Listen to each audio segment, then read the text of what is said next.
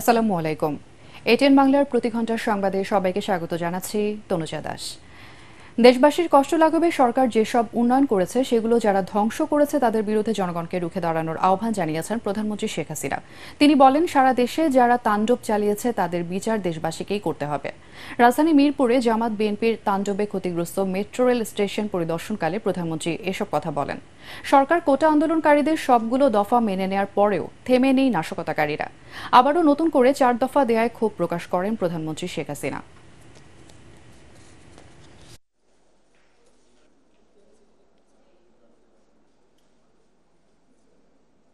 ঘন্টার পর ঘন্টা আবার ট্রাফিক জ্যামে পড়ে থাকতে হবে, আবার কর্মস্থলে পৌঁছানো, আবার ফেরত আসা, দীর্ঘ সময় লাগবে এবং ওই বসে ট্রাফিক জ্যামে কষ্ট পাওয়া। আপনাদের কষ্ট লাঘব করতে চেয়েছিলাম, তা আমি আপনাদেরকেই বলবো যে এই কষ্ট আমি লাঘব করতে চেয়েছি, এই কষ্ট আবার যারা সৃষ্টি করলো তাদের বিরুদ্ধে আপনাদেরই রুখে দাঁড়াতে হবে, দেশবাসীকেই রুখে দাঁড়াতে হবে। এর বিচার তাদের করতে হবে।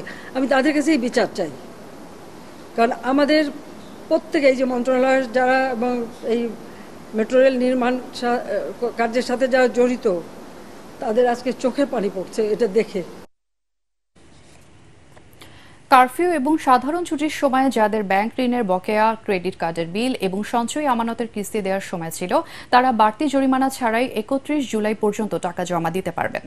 সাম্প্রতিক পরিস্থিতির কারণে বাড়তি সুদ ছাড়াই অর্থ পরিশোধে ব্যবস্থা নিতে ব্যাংক এবং আর্থিক প্রতিষ্ঠানগুলোকে নির্দেশনা দিয়েছে বাংলাদেশ ব্যাংক। বাংলাদেশ ব্যাংক জানায়, 18 থেকে 25 জুলাই সময়ে কিস্তির জন্য ব্যাংক এবং আর্থিক প্রতিষ্ঠানগুলো কোনো ধরনের বাড়তি সুদ, জরিমানা, বিলম্ব মাশুল আদায় করতে পারবে না। এ সময় কিস্তির টাকা দিতে ব্যর্থ হওয়ার কোনো সঞ্চয় স্কিম বাতিল করা হবে না। খ্যাতিমান সঙ্গীত শিল্পী শাফিন আহমেদ মারা গেছেন। ইন্না লিল্লাহি ওয়া ইন্না ইলাইহি রাজিউন। যুক্তরাষ্ট্রের ভার্জিনিয়ার একটি হাসপাতালে আজ সকালে চিকিৎসাধীন অবস্থায় তার মৃত্যু হয় বলে জানিয়েছেন স্বজনরা। গুণী এই শিল্পীর ভাই হামিন আহমেদ জানান, শাফিনের ম্যাসিভ হার্ট অ্যাটাক হয়েছিল। 20 জুলাই তার একটি কনসার্ট ছিল ভার্জিনিয়ায়। শোয়ের আগে অসুস্থ হয়ে পড়েন তিনি। শো ক্যান্সেল করা হয়, সেই দিন তাকে হাসপাতালে ভর্তি করা হয়েছিল। এরপর লাইফ সাপোর্টে নেওয়া হয়। প্রসিদ্ধ ব্যান্ড মাইলসের প্রতিষ্ঠাতা শাফিন আহমেদের গান 90-এর দশকে তুমুল জনপ্রিয়তা পায় তরুণ প্রজন্মের কাছে। মৃত্যুকালে তার বয়স হয়েছিল 63 বছর। গেল কিছুদিন স্থবির থাকার পর স্বাভাবিক হতে শুরু করেছে চট্টগ্রাম বন্দরের অপারেশনাল কার্যক্রম। ইন্টারনেট সংযোগ চালু হওয়ায় গতকাল থেকে চট্টগ্রাম কাস্টম হাউসের এসআই-কুডা ওয়ার্ল্ড সিস্টেমে এন্ট্রি দেওয়ার মাধ্যমে শুরু হয়েছে অনলাইন কার্যক্রম এবং শুল্কায়ন। এছাড়াও চালু হয়েছে চট্টগ্রাম কাস্টম হাউসের সঙ্গে বন্দরের ওয়ান স্টপ সার্ভিসের সংযোগ। তবে এখনও স্টক হোল্ডাররা পুরোপুরি ইন্টারনেট সংযোগ না পাওয়ায় কিছুটা ধীর গতিতে চলছে পণ্য খালাস ও রপ্তানি প্রক্রিয়া। তবে বহির্নোঙরে পণ্য খালাস, বন্দরের মূল জেটিতে কন্টেইনার এবং কার্গো হ্যান্ডলিং এবং ডেলিভারি কার্যক্রম স্বাভাবিক রয়েছে। জামালপুর জেলা জামাত নেতা আশরাফুল ইসলাম বুলবুলকে আটক করেছে গোয়েন্দা সংস্থা ডিবি। আটক আশরাফুল ইসলাম বুলবুল শহরের হযরত শাহ জামাল জেনারেল হাসপাতালের ব্যবস্থাপনা পরিচালক এবং বুলবুল জেনারেল হাসপাতালের চেয়ারম্যান। গতকাল সন্ধ্যায় শহরের মির্জা আজম চত্বর সংলগ্ন বুলবুল জেনারেল হাসপাতাল থেকে তাকে আটক করা হয়। জামালপুর ডিবির ওসি কাজী শাহ নেয়াজ জানান, তার বিরুদ্ধে বিএনপি জামাতে নাশকতাকারীদের অর্থ সহায়তার অভিযোগ রয়েছে। আন্তর্জাতিক। ফিলিস্তিনের পশ্চিম তীরে বসতি স্থাপনকারী 7 ইসরায়েলির বিরুদ্ধে নিষেধাজ্ঞা আরোপ করেছে অস্ট্রেলিয়া। ইসরায়েলের এক যুব গোষ্ঠীর বিরুদ্ধে এই নিষেধাজ্ঞা দিয়েছে অস্ট্রেলিয়া।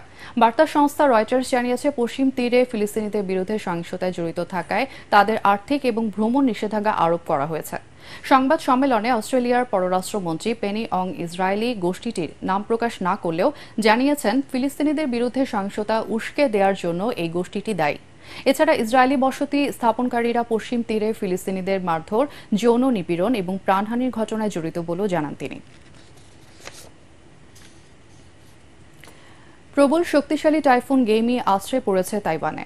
এই দুর্যোগে ইতোমধ্যে অন্তত 2 জন নিহত হয়েছেন, আহত হয়েছেন কয়েকশো মানুষ। এছাড়া দ্বীপ ভূখণ্ডটির সবচেয়ে বড় বার্ষিক সামরিক মহড়া বাতিল করা হয়েছে। এছাড়া বাতিল করা হয়েছে প্রায় সব অভ্যন্তরীণ এবং 200-র বেশি আন্তর্জাতিক ফ্লাইট। এক প্রতিবেদনে বার্তা সংস্থা এপি জানিয়েছে, ঘণ্টায় 240 কিলোমিটার বেগে ঝোড়ো হাওয়া নিয়ে টাইফুন গেইমি তাইওয়ানের পূর্ব উপকূলে আছড়ে পড়েছে। প্রবল শক্তিশালী এই টাইফুনটি দ্বীপ ভূখণ্ডটির হুয়ালিয়ান শহরের কাছে আঘাত হানে। আর এই ছিল এখনকার সংবাদ। আমাদের এটিএন বাংলার সংবাদ ইউটিউবে দেখতে ব্রাউজ করুন youtube/ATN Bangla News। আমাদের সাথে থাকার জন্য ধন্যবাদ।